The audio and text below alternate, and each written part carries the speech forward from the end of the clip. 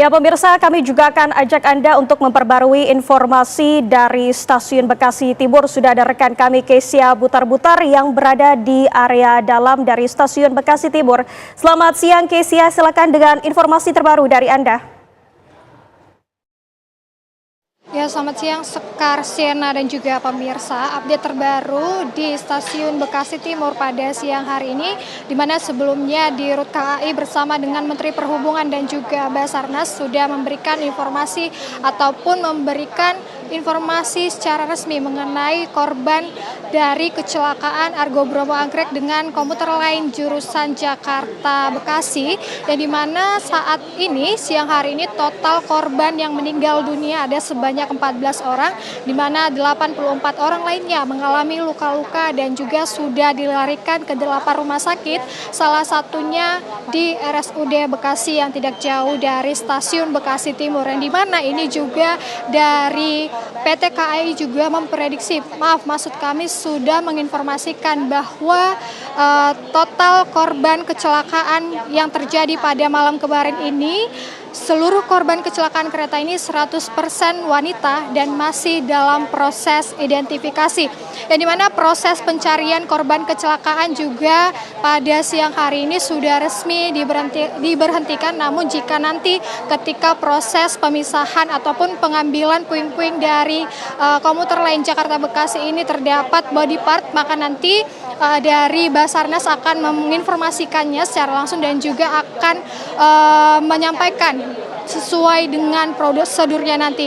Dan jika bisa kami gambarkan kepada Anda pemirsa, kalau yang kami lihat tadi di lapangan sebelum komuter ataupun kereta dari Bromo Anggrek ini dilepas, yang mana kami melihat bagian depan dari kereta Bromo Anggrek ini memasuki bagian belakang dari komuter lain jurusan Jakarta Bekasi ini, memasukinya di gerbong paling belakang, tepatnya gerbong wanita, yang dimana memang karena kejadian ini beberapa korban terhimpit karena sisa ataupun bagian dari komuter Bromo Anggrek ini memasuki ke area gerbong wanita, yang dimana sekitar pukul 7 hingga pukul 9 tadi kami melihat proses evakuasi dari para petugas yang ada di lapangan ini berjibaku untuk mengevakuasi para korban yang masih tersisa di dalam gerbong, yang mana kami melihat tadi sekitar pukul 7 hingga pukul 9, 8 kantung jenazah berhasil dievakuasi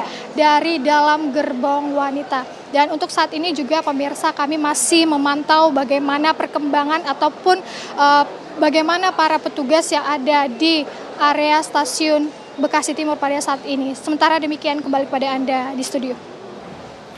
Baik, Kesia, apakah untuk proses evakuasi ini sudah berakhir dan juga tadi ada investigasi dari KNKT ya mengenai penyebab dari kecelakaan ini. Apakah sudah ada hasilnya, Kesia? Ya, Siena, mengenai proses evakuasi pada siang hari ini sudah resmi diberhentikan. Tadi Kepala Basarnas juga sudah menyampaikan bahwa seluruh korban yang ada di area gerbong sudah berhasil dievakuasi. Namun untuk kronologi ataupun penyebab dari kecelakaan ini masih terus diidentifikasi oleh pihak terkait, dan nantinya jika proses identifikasi ini sudah selesai dilakukan, maka nanti secara langsung pihak terkait akan langsung menginformasikan bagaimana kejadian ini terjadi. Dan sebagai informasi juga Siena dan juga pemirsa, sementara waktu Stasiun Bekasi Timur pada siang hari ini untuk sampai ke depan dinonaktifkan. Kembali kepada Anda. Baik, informasi lengkap dari Kesia, terima kasih, selamat kembali bertugas. Untuk melihat bagaimana penanganan kondisi korban kecelakaan kereta, sudah ada koresponden CNN Indonesia Iwan Hermawan di RSUD Kota Bekasi, Jawa Barat. Selamat siang Iwan. Iwan, hingga saat ini ada berapa banyak pasien yang dirawat? Tadi ada lebih dari 50 orang, ada korban meninggal ada 3 orang, dan tadi di live report Anda sebelumnya mengatakan sudah diambil oleh pihak keluarga. Adakah update yang bisa Anda utarakan terkait dengan perkembangan terkini dari sana, Iwan?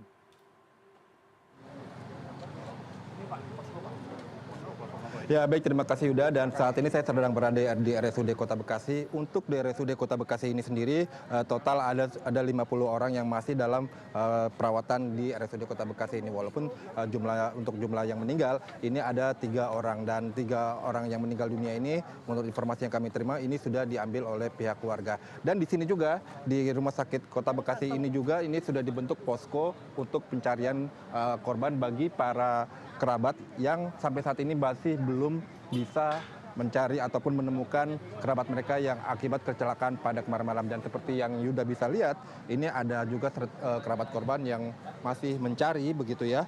Jadi prosedurnya adalah jika memang ada kerabat yang belum ditemukan begitu ya dan diduga menjadi korban, dan dari pihak keluarganya akan mendaftar di sini dan kemudian dicatat siapa nama korbannya, kemudian juga nomor telepon yang bisa dihubungi dari si pihak kerabatnya seperti itu, dan kemudian nanti dari pihak kepolisian akan menghubungi seperti itu. Dan ini seperti yang kita bisa lihat, ini ada proses pencatatan dari pihak kepolisian dari pencarian korban. Coba kita akan berbicara dulu. Ibu, boleh permisi? Oh ya, oke, baik.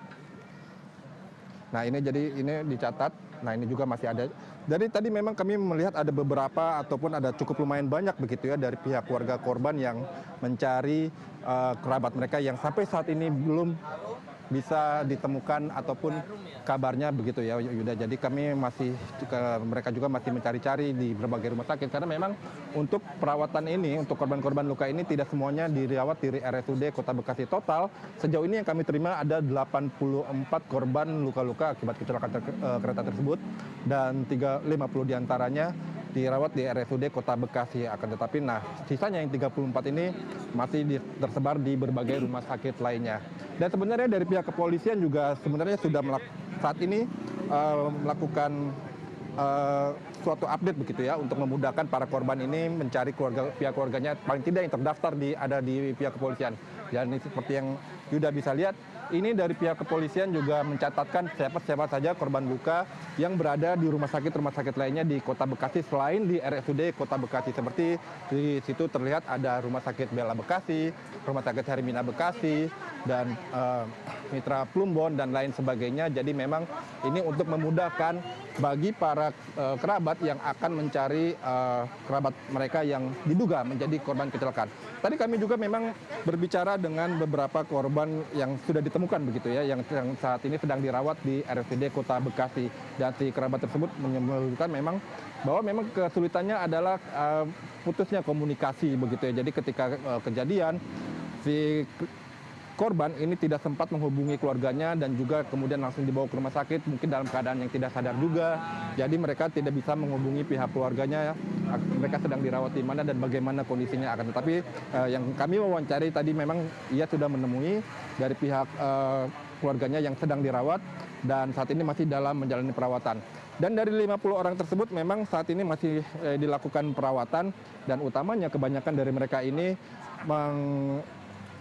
mengalami luka-luka yang masih harus diobservasi seperti itu Yuda, karena memang secara fisik mungkin bisa jadi tidak ada darah, tidak ada luka-luka luar seperti itu. Akan tetapi karena ini adalah kecelakaan yang berupa tumbukan, bisa jadi nantinya akan ada luka-luka dalam. Jadi seperti yang tadi kami wawancarai juga, ini si korban ini masih harus menjalani ronsen untuk melihat bagaimana situasi ataupun bagaimana kondisi apakah ada luka dalam begitu ya di dalam tubuh mereka, dan oleh karena itu kemudian masih harus dilakukan observasi. Untuk yang luka-luka ringan tentu saja nantinya akan diperbolehkan pulang, tapi nanti kita masih akan menunggu informasi pastinya seperti itu. Dan tadi juga di RSUD Kota Bekasi ini juga sudah hadir Presiden Prabowo, dan ia menyampaikan duka cita juga dan bela sungkawa juga terhadap kejadian kecelakaan kereta ini. Dan kemudian dari Wali Kota Bekasi juga menyebutkan bahwa untuk korban-korban luka ini biaya perawatannya nanti akan ditanggung oleh pihak pemerintah seperti itu. Jadi semua korban luka meninggal, biaya-biaya yang ditimbulkan nanti akan ditanggung oleh pemerintah. Dan dari Presiden juga tadi menyebutkan bahwa untuk di Kota Bekasi ini nantinya akan dibangun flyover untuk mencegah terjadinya kecelakaan di lain hari seperti itu, karena memang untuk kecelakaan tadi malam ini diduga penyebab awalnya adalah adanya kecelakaan antara taksi dengan kereta dan dan kemudian berlanjut dengan kecelakaan lainnya. Jadi ini memang kecelakaan yang beruntutan seperti itu. Jadi walaupun untuk hasil investigasinya tentu kita harus masih menunggu dari pihak KNKT. Sementara itu yang dapat kami laporkan dari RSUD Kota Bekasi, kembali ke Anda Yuda. Iwan Hermawan, terima kasih untuk laporan langsung Anda. Selamat bertugas kembali.